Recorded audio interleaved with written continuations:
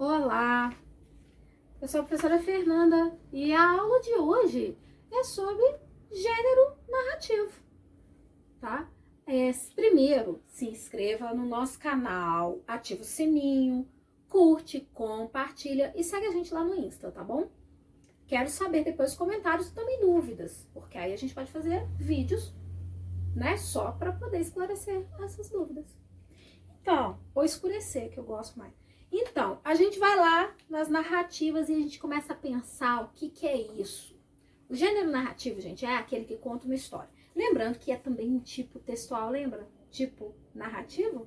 Então, mas existem vários gêneros, tá? E quais são esses gêneros? Dentro desse tipo, tem vários, sim. Conto, novela, romance, tem ainda apólogo, parábolas, contos, que são vários dos gêneros que a gente adora no dia a dia, tá? Olha só, esse é um tipo textual aí que ele está presente na nossa vida, tá? Desde a gente pequenininho, a mãe conta uma historinha pra gente, não é? Aí tem livrinhos contando história, tem audiolivros contando história. Contar história é com a gente. E a gente aprende desde pequeno a contar. Primeiro oralmente e depois, quando aprendemos a ler e escrever na nossa língua materna, a gente vai buscando escrever aí as nossas próprias histórias. E também gostamos muito de recontos, né? A gente gosta de uma boa história, a gente adora um reconto. Todo mundo conhecia a história da Cinderela e todo mundo conhece também a história da Branca de Neve e todo mundo já tinha ouvido falar da Bela Adormecida. E aí a gente tem os recontos, né? Imagina, Malévola é um reconto sobre qual texto original? A Bela Adormecida. E aí conta-se a história Malévola para mostrar que toda história tem mais de um lado. Então, o que tem que ter para ser uma história? Quais os elementos da narrativa? Ou seja, o que tem que ter para ser uma narrativa? Muito bem. Tem que ter narrador, tá? Tem que ter personagens. Professora, mas tem o autor também, não tem? Ou autora? Sim, o autor é diferente de narrador, tá? Autor é uma pessoa que existe mesmo. Então, a Marina, ela pode escrever um texto, não é? E aí, dentro do texto dela, o narrador é um menininho de 6 anos.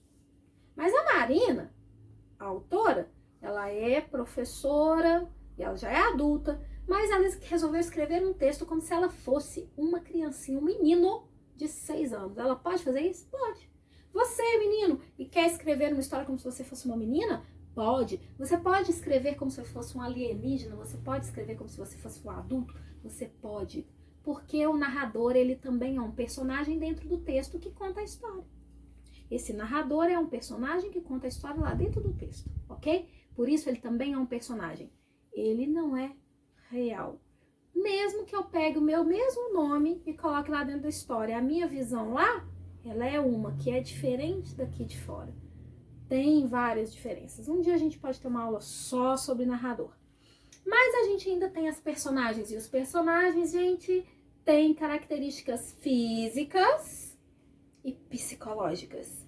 Então, físicas, bonitona, cabelo azul com roxo, sorriso maravilhoso. E psicológica, uma pessoa normal. Só que não. E boa. Também. Aí você tem as características físicas e psicológicas do personagem. Então, o outro elemento, narrador, personagens, elementos da narrativa. Mais elementos, sim, espaço, que é onde acontece essa história. Numa casa, numa escola, numa cidade, que cidade? Num país, qual país? Espaço. E tempo, quando essa história aconteceu?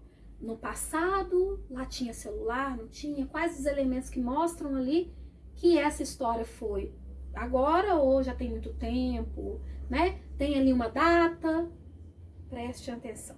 Então, espaço e tempo, mais elementos da narrativa. Temos ainda o enredo. O que é o enredo, gente? A essência da história, sabe? O coração dessa história, ou seja, o que essa história fala. Conta a história de quem e defende o quê. Isso é o enredo. O enredo, a gente faz aquele, entende a história, lê a história, entendeu ali qual é a essência, o coração dessa história, aí faz um resuminho contando aí que vai ser o enredo, tá? Aí a gente tem ainda mais 3 elementos. Na verdade, um dividido em 2, que é o desenlace anterior e o desenlace posterior. Então, anterior e posterior ao clímax. O clímax é aquela parte mais empolgante, mais emocionante, mais incrível da história. Esse é o clímax. E antes desse clímax acontecer, tem alguma cena que mostra que esse clímax vai acontecer. E depois que ele acontece, tem uma cena que mostra o que acontece depois dele. Então, essa ceninha que mostra antes do clímax, da parte mais empolgante, emocionante, maravilhosa, esse antes é o que a gente chama de desenlace anterior. E esse depois é o que a gente chama de desenlace posterior. Então, entendem? Desenlace anterior tá subindo para ficar incrível aquela parte da história. E o desenlace posterior tá descendo porque já aconteceu a coisa mais incrível. Isso aí. Os elementos da narrativa, então, fazendo aquele resumão, hein? Narrador, personagens, espaço, tempo, enredo, clímax, desenlace anterior e desenlace posterior. Então, esses são os elementos da narrativa. Muito importante. A gente tem vários exemplos, tá? Nós temos, por exemplo, aqui pra gente poder estudar hoje, e a gente vai colocar lá no nosso grupo do Telegram, um apólogo, que é de Machado de Assis, e conta uma história muito legal e tem uma moral da história no final, porque o apólogo é um texto narrativo que tem por objetivo fazer uma reflexão, dar uma moral da história. É um textinho mais longo aí, com essa intenção. Fernanda, mas e parábola? Parábola também é uma historinha para dar moral da história, mas a parábola é sempre curta e o apólogo já é um pouco mais longo, ok? Essa que é a diferença. E, muito importante, o apólogo, os personagens podem ser objetos, animais, enfim, tá? Pode explorar e olha, você vai ver lá em Um Apólogo de Machado de Assis, que é o nosso exemplo que a gente dá lá, e tem audiolivro dele, é lindo.